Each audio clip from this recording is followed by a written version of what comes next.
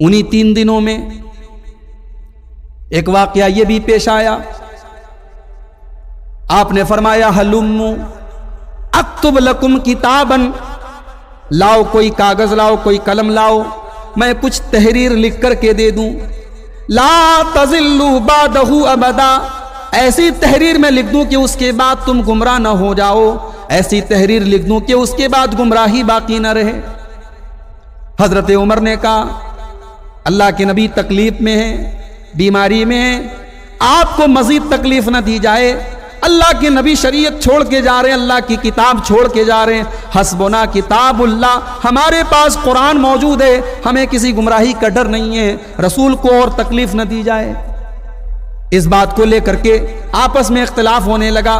کچھ لوگوں کی رائے تھی قلم لایا جائے، کاغذ لایا جائے، رسول کو لکھنے دیا جائے. کچھ لوگوں کی رائے دی اللہ کے نبی بہت تکلیف میں، آپ کو مزید تکلیف نہ دی جائے. جب بہت زیادہ شور شرابہ ہونے لگا اللہ کے نبی نے فرمایا رہنے دو، میں جس حال میں ہوں مجھے چھوڑ دو. اس کے بعد آپ نے 3 وصیتیں کی. راوی کہتے ہیں آپ نے پہلی وصیت کی اخرج المشرکین من جزیرۃ العرب، عرب کے اندر کوئی مشرک باقی نہ بچے، سارے مشرکوں کو عرب سے نکال دو، عرب کی سرزمین پر مشرکوں کو نہ چھوڑو. دوسری وصیت آپ نے کی وَأَجِيزُ الْوُفُودَ، الگ الگ علاقوں سے جو وفود آتے ہیں، جو لوگوں کا دستہ آتا ہے، جو لوگ دین سیکھنے کے لیے آتے ہیں، اسلام کو سمجھنے کے لیے آتے ہیں، ان کی خاطر مدارات کی جائے، ان کی تواضع کی جائے، ان کو دین کے بارے میں بتایا جائے، جیسے میں سلوک کرتا تھا ویسا سلوک ان کے ساتھ رکھا جائے. حضرت عباس کہتے ہیں تیسری وصیت مجھے یاد نہیں رسول نے کون سی تیسری بات کہی. انہی ایام میں ایک دن آپ بے چین تھے، بستر پہ آپ تڑپ رہے تھے، بار بار چادر کو اوڑھ رہے تھے اور چادر کو ہٹا رہے تھے، آپ کو چین نہیں تھا. اس بے چینی کے عالم میں آپ نے فرمایا لعن اللہ الیہود والنصارى اتخذوا قبور انبیائہم مساجد، اللہ کی لعنت ہو یہود و نصارہ کے اوپر، انہوں نے اپنے نبیوں کی قبروں کو سجدہ گاہ بنا لیا ہے، انہوں نے اپنے نبی کی قبر پر مسجد بنا لی ہے اور مسجد پر قبر بنا لی ہے. مسجد اور قبر ایک نہیں ہونی چاہیے. یہود و نصارہ نے یہ لعنت والا کام کیا ہے. اے میری امت کے لوگوں تم یہ کام نہ کرنا. میرے بھائیوں ہم کتنے بد نصیب ہیں، ہم رسول کے امتی ہیں اور رسول کے نام لیوا ہیں اور رسول کی محبت کا ڈھیڈورا پیٹتے ہیں، لیکن رسول نے اپنی زندگی کے آخری ایام میں قبر پرستی کے فتنے سے اپنی امت کو آگاہ کیا. اور آج یہ امت سب سے زیادہ اگر کسی فتنے میں مبتلا ہے تو یہ قبر پرستی کا فتنہ ہے. ریلوے کی پٹریوں پر مزاریں ہیں، لائن شہید بابا، کہیں پانی والے بابا، کہیں کیچڑ والے بابا، کہیں پاگل بابا. اتنے بابا ہیں اور اتنے مشکل کشاں ہیں اور اتنی درگاہیں ہیں. اللہ کی پناہ ہے میرے بھائی. میرا نبی اپنے آخری اوقات میں اس بے چینی کے عالم میں اپنی امت کو خبردار کر کے گیا ہے کہ قبر پرستی کے فتنے میں تم مبتلا مت ہونا. انہی ایام میں بیماری کی تکلیف کے اسی حال میں ایک دن آپ لیٹے ہوئے تھے اور آپ کی زبان سے کچھ الفاظ نکل رہے تھے. اماں ام سلمہ فرماتی ہیں، ام المومنین حضرت ام سلمہ فرماتی ہیں میں نے کان لگا کے سنا کہ دیکھوں اللہ کے نبی کیا فرما رہے ہیں. وَمَا يُفِيدُ بِهَا لِسَانُهُ، اللہ کے نبی صاف بول بھی نہیں پا رہے تھے، آپ کی آواز لڑکھڑا رہی تھی. اس عالم میں آپ فرما رہے تھے الصلاۃ الصلاۃ، اے میری امت کے لوگوں نماز کی پابندی کرتے رہنا، نماز کا اہتمام کرتے رہنا، نماز کے معاملے میں لاپرواہی نہ کرنا، نماز کا خیال رکھنا. محبت رسول کا دعویٰ ہے ہمارا. مسجدیں ویران ہیں، فجر کی نماز میں 2-4 لوگ بیچارے پہنچ جاتے ہیں اللہ والے، باقی لوگ خواب خرگوش کے مزے لوٹ رہے ہیں اور سب رسول سے محبت کا دعویٰ کرتے ہیں. میرے نبی کو نماز سے کتنی محبت تھی اور نماز کی کتنی فکر تھی. جو رسول کا چاہنے والا ہے وہ نماز کو برباد نہیں کر سکتا. الصلاۃ الصلاۃ، اپنے آخری وقت میں اللہ کے نبی فرما کے جا رہے ہیں کہ نماز کا خیال رکھنا. اور آگے فرماتے ہیں وما ملکت ایمانکم، سماج کا ایک کمزور طبقہ تھا، غلاموں کا طبقہ، بڑا ظلم ہوتا تھا ان کے اوپر، غلاموں کے اوپر، لونڈیوں کے اوپر. میرے نبی تو رحمت للعالمین تھے، میرے نبی تو یتیموں، غریبوں اور غلاموں کے ماوا اور ملجا تھے. آخری ٹائم میں بھی اس کمزور طبقے کا آپ نے خیال رکھا. آپ نے فرمایا وَمَا مَلَكَتْ أَيْمَانُكُمْ، اے لوگو اپنے غلاموں کا، اپنی لونڈیوں کا خیال رکھنا، ان پر ظلم و ستم نہ کرنا، ان کے حقوق ادا کرتے رہنا، ان کے ساتھ نا انصافی نہ کرنا. اتوار کا دن آیا، وفات سے ایک دن پہلے کا دن. آپ نے اپنے گھر میں 7 دینار رکھے ہوئے تھے، ان 7 دیناروں کو آپ نے صدقہ کر دیا. جتنے غلام آپ کے تھے سب کو آزاد کر دیا. آپ کے پاس جو ہتھیار تھے، جو تلواریں وغیرہ تھی، آپ نے مسلمانوں کو دے دی. آپ کے گھر میں کوئی پیسہ نہیں تھا، کوئی دولت نہیں تھی. رات کو چراغ میں تیل جو ڈالا گیا، وہ تیل بھی اماں عائشہ نے پڑوس سے ادھار لیا تھا. اور آپ کی جب وفات ہوئی تو آپ کی جو زرہ تھی، جو جنگ کے میدان میں آپ زرہ پہنتے تھے، وہ زرہ 60 ساعت جو کے بدلے کہ یہودی کے گھر میں گروی رکھی ہوئی تھی. یہ میرے رسول کی زندگی تھی. ایسا نہیں کہ میرے رسول کو دولت نہیں ملی. دولت نے میرے نبی کے گھر کے دروازے پہ دستک دی، مگر میرے نبی نے دنیا کی دولت کو اپنے گھر میں آنے نہیں دیا. سادگی کے ساتھ زندگی گزاری، فقر و فاقہ کی زندگی گزاری. 2 مہینہ میرے نبی کے اہل بیت نے، میرے نبی کی بیویوں نے گھر میں چولہا نہیں جلا، کھجور کھا کے اور پانی پی کے گزارا. نبی کی زندگی کا آخری دن ہے، اتوار کا دن ہے. آپ نے اپنی بیٹی حضرت فاطمہ کو بلایا، اپنے نواسے حسن و حسین کو بلایا، انہیں چوما، انہیں پیار کیا، اپنی امت کو تلقین کی کہ یہ میرے نواسے ہیں، میرے محبوب ہیں، میرے لاڈلے ہیں، ان کے ساتھ اچھا سلوک کرنا. اور پھر آپ کی زندگی کا آخری دن آیا، دوشنبہ کا دن، سوموار کا دن. حضرت انس فرماتے ہیں فجر کی نماز ہو رہی ہے. بخاری کی روایت ہے، ابو بکر صدیق رضی اللہ تعالیٰ عنہ نماز پڑھا رہے ہیں. نبی اکرم کی طبیعت کچھ بہتر ہوتی ہے. آپ اپنے کمرے کے دروازے تک آتے ہیں، پردہ ہٹاتے ہیں، سامنے نماز ہو رہی ہے. ابو بکر صدیق نماز پڑھا رہے ہیں اور صحابہ نماز پڑھ رہے ہیں. حضرت انس کہتے ہیں یہ منظر دیکھ کر کے نبی کے چہرے پر مسکراہٹ آ گئی.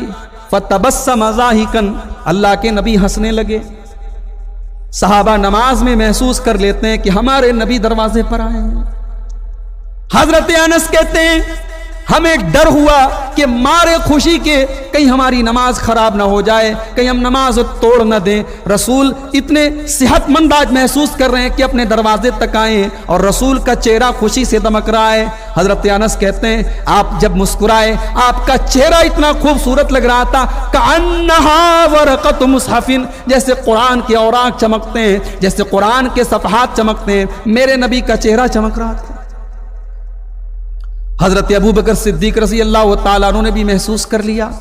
نبی اکرم اپنے حجرے کے دروازے پر کھڑے ہیں.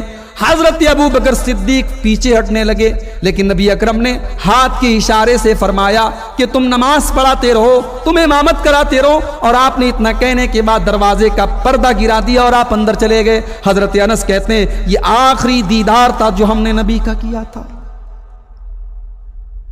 وفات کے کچھ گھنٹے پہلے آپ نے مسواک بھی کیا تھا.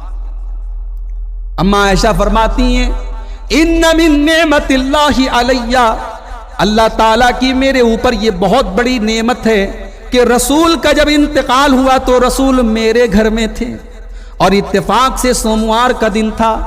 ہفتے میں سوموار کے دن ہی رسول کی باری میرے گھر میں آتی تھی. رسول کا انتقال میری باری والے دن میں ہوا اور میرے گھر میں ہوا. اور جب انتقال ہوا تو رسول کا سر میری گود میں تھا، میرے حلق اور میرے پیٹ کے بیچ میں تھا. رسول میری گود میں سر رکھ کر کے لیٹے ہوئے تھے. بین سحری و نحری، اس حال میں اللہ کے نبی کا انتقال ہوا. اور جب رسول اکرم کا انتقال ہوا تو اماں عائشہ فرماتی ہیں کہ میری خوش نصیبی یہ بھی ہے خالت ریقہ بریقہ، میرا تھوک اللہ کے نبی کے تھوک کے ساتھ مل گیا، میرا لعاب اللہ کے رسول کے لعاب کے ساتھ مل گیا. آخری وقت تھا، میرے بھائی عبد الرحمن آئے، وہ مسواک کر رہے تھے. نبی اکرم کی نظر مسواک پر پڑی. آپ نے اشارہ کیا حضرت عائشہ. حضرت عائشہ سمجھ گئیں اللہ کے رسول مسواک کرنا چاہتے ہیں. حضرت عائشہ نے اپنے بھائی عبد الرحمن سے مسواک لی اور محسوس کیا کہ مسواک بہت ٹائٹ ہے، بہت سخت ہے، اس کو اپنے دانتوں سے حضرت عائشہ نے نرم کیا اور پھر وہ مسواک اللہ کے رسول کو تھما دی۔ اللہ کے رسول صلی اللہ علیہ وسلم وہ مسواک جس میں اماں عائشہ کا تھوک لگا تھا، اماں عائشہ کا لعاب لگا تھا، اس مسواک سے خود مسواک کیا، اور اماں عائشہ فرماتی ہیں آپ نے اتنے بہتر طریقے سے مسواک کیا جیسے آپ تندرستی کے حال میں کرتے تھے، اس سے اچھے طریقے سے آپ نے مسواک کیا۔ اسی لیے علماء کہتے ہیں اگر کسی کو یہ اندازہ ہو جائے کہ میرا آخری وقت ہے تو اللہ کے رسول کی سنتوں میں سے ایک سنت یہ بھی ہے کہ آدمی مسواک کرے، صاف ستھرا ہو کر کے اللہ کی بارگاہ میں جائے۔ مسواک کیا آپ نے، اس کے بعد موت کی سختیاں آپ کے اوپر طاری، موت کی بے چینی آپ کے اوپر طاری ہوئی، جھانکنی کا عالم آیا۔ اماں عائشہ فرماتی ہیں آپ کے سامنے ایک پیالہ رکھا ہوا تھا، اس پیالے میں پانی تھا، آپ اس پیالے میں اپنے ہاتھوں کو ڈالتے تھے، بار بار اپنے چہرے پر اپنا ہاتھ پھیرتے تھے اور فرماتے چلے جاتے تھے لا الہ الا اللہ ان للموت سکرات، اللہ کے سوا کوئی معبود نہیں ہے، بے شک موت کی سختیاں ہوتی ہیں، بے شک موت کی سختیاں ہوتی ہیں۔ یہ جملے آپ فرما رہے تھے۔ موت کی سختیاں اگر اللہ تعالیٰ کسی کو بچاتا تو شاید اپنے نبی کو بچا دیتا، مگر ہمارے نبی کے اوپر بھی موت کی سختی آئی، آپ نے محسوس کیا موت کی سختی۔ اس کے بعد آپ نے اپنے دونوں ہاتھوں کو اٹھایا اور آپ نے فرمایا اللہم اغفر لی ورحمنی والحقنی بالرفیق الاعلی، اے اللہ میرے اوپر رحم فرما، اے اللہ میری بخشش فرما، اور اے اللہ تو مجھے اپنے پاس بلا لے، اے رفیق اعلیٰ، اے سب سے بلند رفیق، اے سب سے اونچی ذات، تو مجھے اپنے پاس بلا لے۔ اماں عائشہ فرماتی ہیں آخری ٹائم میں نے کان لگایا، نبی اکرم کی زبان پر یہ جملے بھی تھے مع الذین انعمت علیہم من النبیین والصدیقین والشہداء والصالحین، اے اللہ تو مجھے ان لوگوں میں شامل فرما دے جن پر تو نے انعام کیا ہے، اپنے نبیوں میں، اپنے صدیقین، اپنے شہداء اور اپنے صالحین بندوں میں مجھے شامل فرما دے۔ انتقال کے پہلے آپ کی بیٹی فاطمہ آپ سے ملنے کے لیے آئی، آپ نے ان کے کان میں کچھ کہا، وہ رونے لگی، پھر کچھ کہا، وہ ہنسنے لگی۔ اماں عائشہ نے پوچھا اے فاطمہ نبی اکرم نے تمہارے کان میں کیا ایسا کہا تم ہنسنے بھی لگی، رونے بھی لگی؟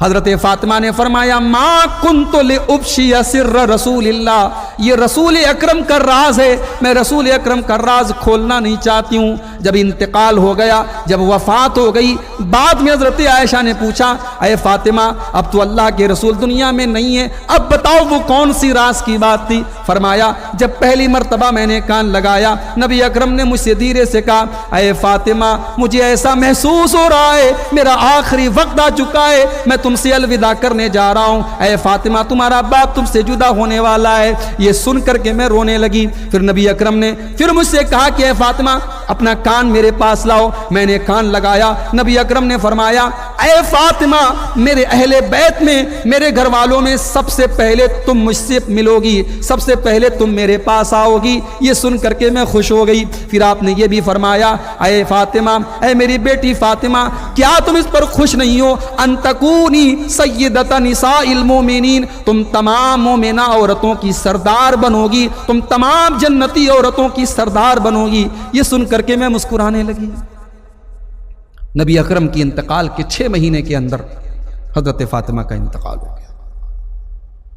حضرت فاطمہ نے اپنے باپ کی تکلیف دیکھی، کہا واہ کر بابا، ہائے میرے ابا جان کی تکلیف۔ نبی اکرم نے فرمایا لیس علی ابیک کرب بعد اليوم، اے فاطمہ آج کے دن کے بعد تیرے باپ کے اوپر کبھی کوئی تکلیف کا دن آنے والا نہیں ہے، آج تیرے باپ کی زندگی کا آخری دن ہے۔ اماں عائشہ فرماتی ہیں آپ نے ہاتھوں کو اٹھایا اور یہ دعا پڑھتے ہوئے آپ اللہ کو پیارے ہو گئے، اللہم الحقنی بالرفیق الاعلی، اے اللہ تو اپنے پاس مجھے بلا لے۔ یہ کہتے ہوئے آپ کے ہاتھ زمین پر گر پڑے اور آپ کی روح آپ کے بدن سے نکل گئی۔ انا للہ و انا الیہ راجعون۔ ہمارا جب کوئی عزیز دنیا سے جاتا ہے، اپنے کسی عزیز اور اپنے کسی قریبی کی موت کو جب ہم قریب سے دیکھتے ہیں تو میرے بھائیوں ہمیں کتنی تکلیف ہوتی ہے. سوچو وہ صحابہ جو اپنے نبی کو اپنی جان سے زیادہ پیار کرتے تھے، ان کے دل کیسے دکھے ہوں. اس امت کی 1400 سال کی 1450 سال کی تاریخ میں اس امت کے لیے اس سے بڑا کوئی صدمہ نہیں ہے، اس سے بڑا غم کا کوئی دن نہیں ہے. اور اللہ کے نبی خود کہہ کے گئے ہیں، آپ نے فرمایا، مسند احمد کی روایت ہے، ایما احد من الناس اصابته مصیبت، جب کسی مسلمان کے اوپر کوئی مصیبت آئے اور اسے صبر نہ ہو، اس کے دل کو قرار نہ ملے، فَلْيَتَعَذَّ بِمُصِيبَتِهِ بِي، تو وہ یہ محسوس کرے کہ اس سے بڑی مصیبت یہ تھی کہ رسول کو دنیا والوں نے کھو دیا، مسلمانوں کے بیچ سے رسول چلے گئے، مسلمانوں کے نبی ان کے درمیان سے جدا ہو گئے. اس تکلیف کو یاد کر لو تو تمہارا غم ہلکا ہو جائے گا، تمہارا دکھ ہلکا ہو جائے گا. اللہ کے نبی کا انتقال ہوا، حضرت فاطمہ رو رہی ہیں اور روتے ہوئے اپنے دل کے جذبات کا اظہار کرتے ہوئے کہتی ہیں، وا ابتا، ہائے میرے ابا جان، اجاب رب بندہ، میرے ابا جان نے اپنے رب کی دعوت کو قبول کر لیا، اپنے رب کے پاس چلے گئے. وا ابتا، ہائے میرے ابا جان، من جنت الفردوس ماوا، میرے ابا جان کا ٹھکانہ تو جنت ہے، جنت الفردوس ہے. وا ابتا، ہائے میرے ابا جان، الا جبریل اننا، اے جبریل ہم تمہیں اپنے باپ کی موت کی خبر دے رہے ہیں، ہم تمہیں اپنے باپ کی وفات کی خبر دے رہے ہیں. یہ حضرت فاطمہ کی زبان پر وہ درد تھا، وہ غم تھا جو اپنے والد کے انتقال پر آپ نے محسوس کیا. صحابہ کی حالت کیسی تھی؟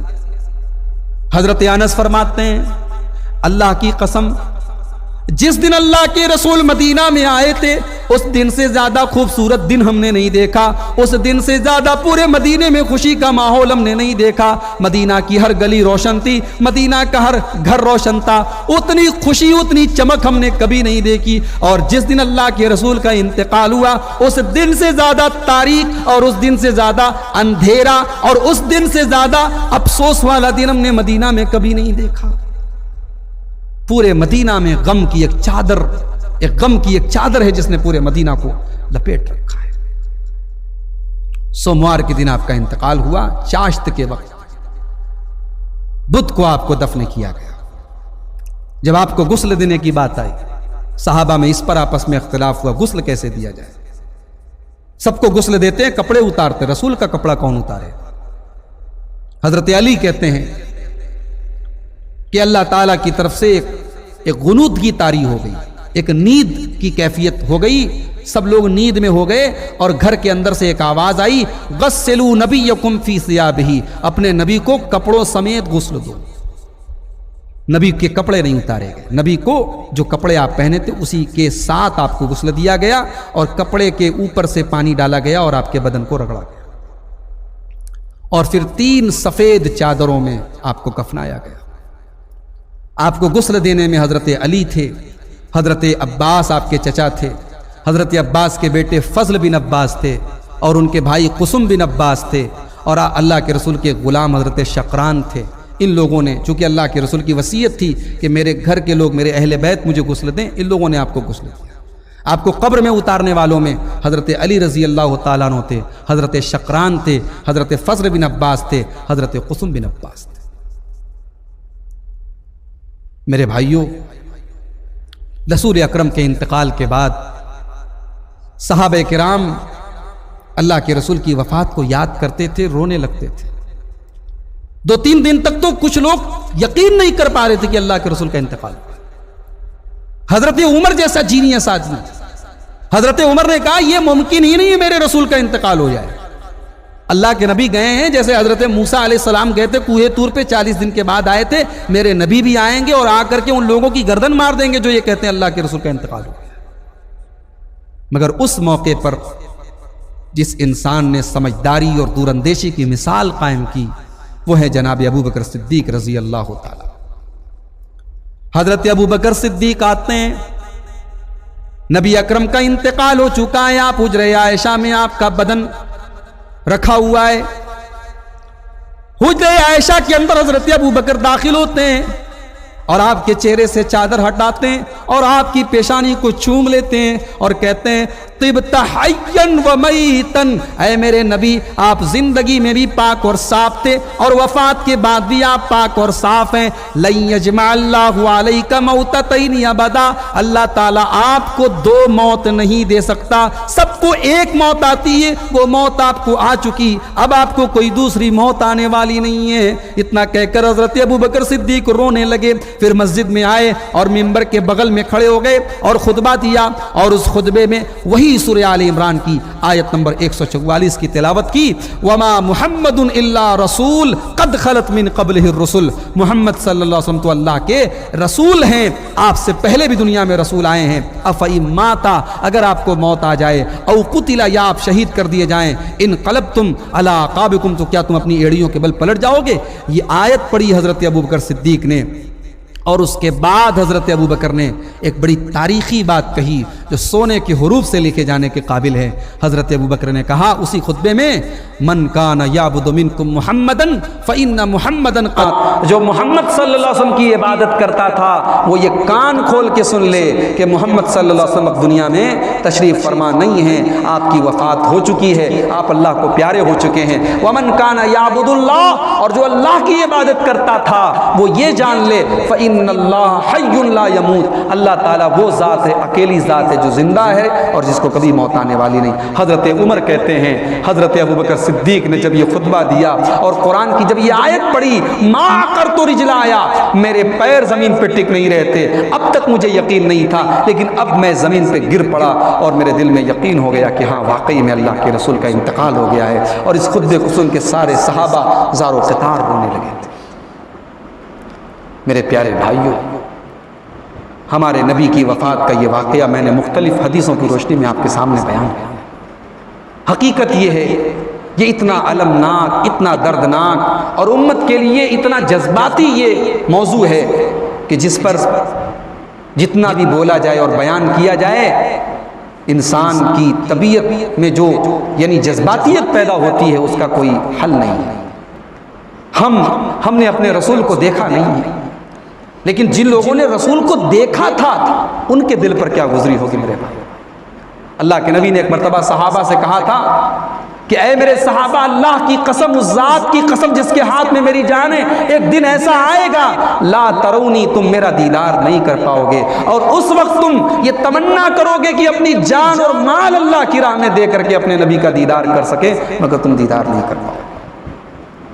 آئیے ہم اللہ سے دعا کریں، رب العالمین ہمیں قیامت کے دن رسول اکرم کا دیدار اور آپ کے ہاتھوں کوثر کا جام نصیب فرمائے، رسول اکرم کی شفاعت ہم سب کو نصیب فرمائے۔ اللہ کے نبی صلی اللہ علیہ وسلم وفات کے 10 دن پہلے آپ شہدائے احد کے قبرستان پر گئے تھے، جہاں شہدائے احد کی قبریں ہیں، مقبرہ ہے، وہاں گئے تھے آپ، اور حدیث کے الفاظ ہے وہاں جا کر کے آپ نے صلی علیہم، یا تو جنازے کی نماز پڑھی یا آپ نے دعائے مغفرت کی، دونوں، اس صلی کا دونوں مطلب کیا جا سکتا ہے، نماز پڑھی بھی ہو سکتا ہے اور وہاں جا کر کے آپ نے مغفرت کی دعا کی۔ اس کے بعد آپ ممبر پر آئے اور ممبر پر آ کر کے آپ نے صحابہ سے ایک بات کہی، کہا کہ انی بین ایدیکم فرط، اے میرے صحابہ میں تم سے پہلے اللہ کے پاس جانے والا ہوں، اور میری آنکھوں کے سامنے میرا حوض ہے، حوض کوثر ہے، وَإِنَّ مَوْعِدَكُمُ الْحَوْض، اور تم سے اسی حوض کوثر پہ میری ملاقات ہے۔ اور اے میرے صحابہ لست اخشى علیکم ان تشرکوا، مجھے تمہارے بارے میں یہ ڈر نہیں ہے کہ تم شرک کرو گے، یہ خاص صحابہ کے بارے میں فرمایا، مجھے یہ ڈر نہیں ہے کہ تم شرک کرنے لگو گے، وَلَكِنِّي أَخْشَىٰ عَلَيْكُمُ الدُّنْيَا أَن تَنَافَسُوهَا، مجھے ڈر اس بات کا ہے کہ کہیں دنیا تم کو ہلاک نہ کر دے، کہیں دنیا کو حاصل کرنے کے تم آپس میں لڑنے نہ لگو، مقابلہ کرنے نہ کرنے لگو، مجھے اس بات کا ڈر ہے۔ تو میرے بھائیوں، وہ رسول ہمیں قیامت کے دن حوض کوثر پہ ملیں گے۔ دعا کیجیے اللہ تعالیٰ اس نبی کے ہاتھوں ہم سب کو کوثر کا جام نصیب فرمائے۔ اللہ تعالیٰ ہمیں نبی اکرم کی سیرت کو پڑھنے کی، سمجھنے کی اور اس پر عمل کرنے کی توفیق عطا فرمائے۔ نبی اکرم سے اور آپ کے صحابہ سے اور آپ کے اہل بیت سے سچی محبت کرنے کی توفیق عطا فرمائے۔ رب العالمین ہمارے بیچ میں جو اختلافات ہیں، دوریاں ہیں، اللہ تعالیٰ ان کو ختم کر کے قرآن و سنت کے پلیٹ فارم پہ سب کو ایک ہونے کی توفیق عطا فرمائے۔ اللہ تعالیٰ ہمارے جو بھی بیمار ہیں بھائی ان کو شفاء کامل عاجل عطا فرمائے۔ ہمارے ملک کے حالات کو درست فرما دے، امن اور چین ہمارے ملک میں پیدا فرما دے، جب تک ہم دنیا میں زندہ رہیں اسلام پر زندہ رہیں اور خاتمہ ہم سب کا ایمان پر ہو۔ آمین۔ وآخر دعوانا ان الحمد للہ رب العالمین۔ والسلام علیکم ورحمۃ اللہ وبرکاتہ۔